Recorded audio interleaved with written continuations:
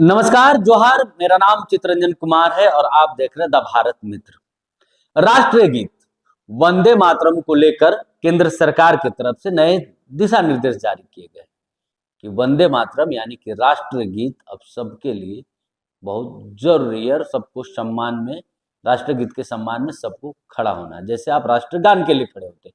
देखिए, केंद्र सरकार ने वंदे मातरम को लेकर आज ही सुबह सुबह जो है नए दिशा निर्देश जारी किए गए हैं केंद्र सरकार की तरफ से। ये नए निर्देश के तहत अब आप सरकारी कार्यक्रमों में, स्कूलों में या कोई महत्वपूर्ण जब आयोजन आप कर रहे हो वहां वंदे मातरम बजाना अनिवार्य होगा। जिस तरीके से राष्ट्रीय गीत अनिवार्य है उसी तरीके से अब राष्ट्रीय गान भी आपके लिए अनिवार्य होगा। सभी लोगों को खड़े होकर इसके सम्मान में सम्मान करना होगा। ठीक वैसे ही जैसे आप राष्ट्रगान का जन गण मन के समय आप करते हैं, ठीक उसी प्रकार आपको राष्ट्रीय गीत के लिए भी खड़ा होना होगा, सम्मान देना होगा। हालांकि कुछ जगहों पर इसमें छूट दी गई, जैसे सिनेमा घरों में इसमें छूट दी गई। लेकिन सबसे अहम बात है कि गीत के पूरे 6 छंद बजाए जाएंगे, यानी जिनमें 4 छंद 1937 में कांग्रेस ने हटा दिए थे, या फैसला स्वतंत्रता संग्राम के उस गीत को उसकी मूल शक्ति के साथ वापस लाया गया है। देखिए, कांग्रेस ने इसमें जो 4 छंद है उसको हटा दिया था। इसमें वंदे मातरम में कुल 6 छंद है। बंकिम चंद्र चटर्जी ने 1875 में वंदे मातरम लिखा था और जो मूल वंदे मातरम उसमें कुल 6 छंद है। 1982 में उनके उपन्यास आनंद मंठ में छपा था, इसमें कुल 6 छंद है। शुरुआती छंद जो है भारत माँ के पूरे रूप में चित्रित जो है वो करते हैं। माँ के छंदों में यानी कि वंदे मातरम के 6 छंद में दुर्गा माँ का, लक्ष्मी माँ का, माँ सरस्वती का, यानी कि कुल मिलाकर आप कहें तो हिंदू देवी देवताओं का जिक्र किया गया। 1937 में कांग्रेस के अधिवेशन में सिर्फ इसके 2 ही छंद को अपनाया गया, क्योंकि कुछ कांग्रेस के महाधिवेशन में कुछ मुस्लिम सदस्यों ने इसका विरोध किया था कि हिंदू देवी देवताओं का इसमें जिक्र किया गया है, इसलिए इसके 4 छंद हटाए जाए। और देखिए, अगर आप पूरा 6 छंद इनके अगर आप गाते हैं या बजाते हैं तो कुल जो समय है वो 3 मिनट 10 सेकंड का समय लगेगा।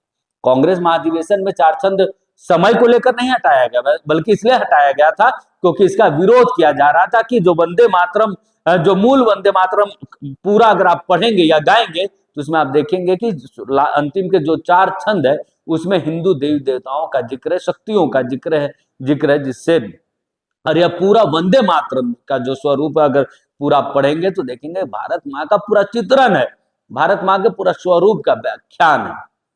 तो कांग्रेस ने विरोध के बाद इसमें से 4 छंद हटाए थे और 2 ही छंद को अपनाया गया था, और ये नेसेसिटी नहीं थी कि हर कार्यक्रम में आपको बजाना ही है।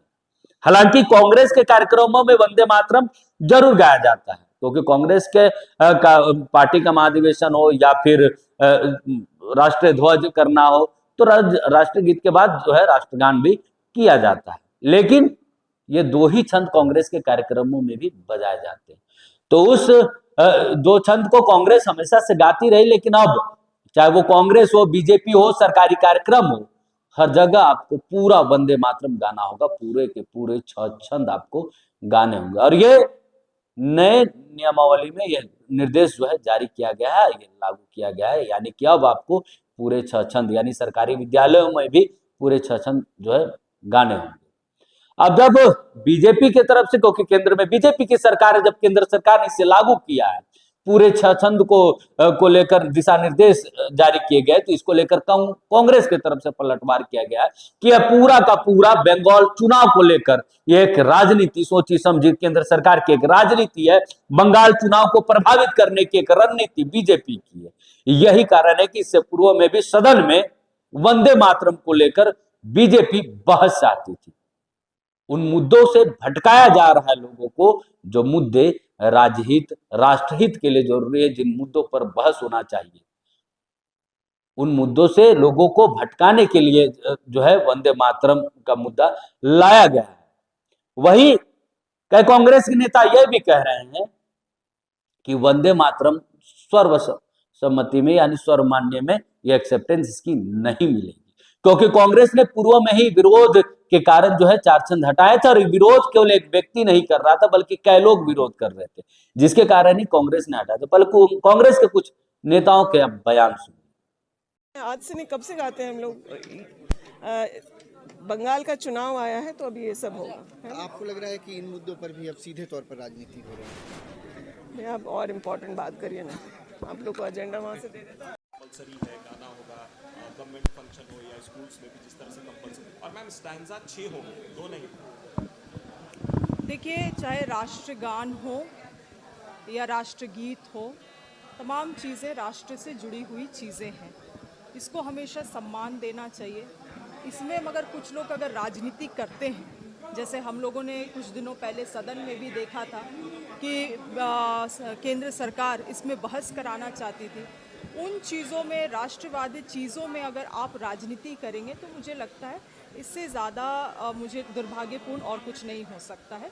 मगर अगर राष्ट्रगीत है, राष्ट्र गान है, तो निश्चित रूप से उसके लिए तो कोई भी नागरिक के दिल में प्रेम है, सम्मान है।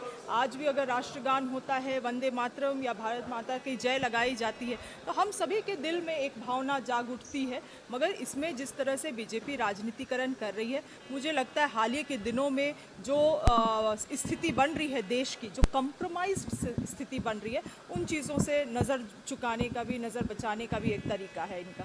लोकसभा में बजना उसका कंपलसरी है, और 2 स्टैंजा नहीं 6 स्टैंजा वहाँ पे बजने होंगे हर कार्यक्रम में, किस तरह से देखते हैं? देखिए, वंदे मातरम यह जो गीत है, हमें लगता है कि यह राष्ट्र का स्वाभिमान भी है, राष्ट्र का सम्मान भी है, राष्ट्र का गौरव भी है देश का। लेकिन इसके नाम पर राजनीति, ये बेहद खराब चीज है जो भारतीय जनता पार्टी से करना चाहती है।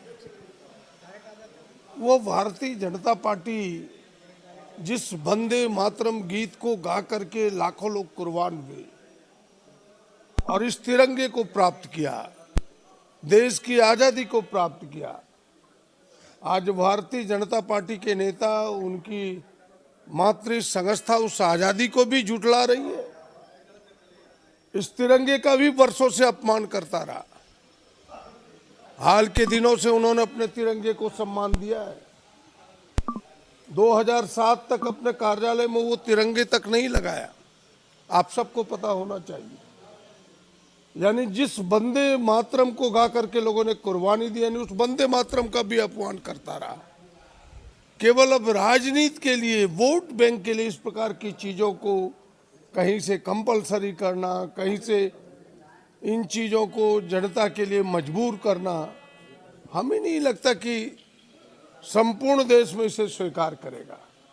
क्योंकि बड़े जद्दोजहद के बाद, कह सकते कि बड़ी मेहनत से, बड़ी मशक्कत से लोग निर्णय पर पहुंचा था कि वंदे मातरम के गीत को कहां तक हमें लेना चाहिए। क्योंकि वंदे मातरम ये जो स्टेंजा हटा था, किसी एक व्यक्ति के कहने पर नहीं हटा था।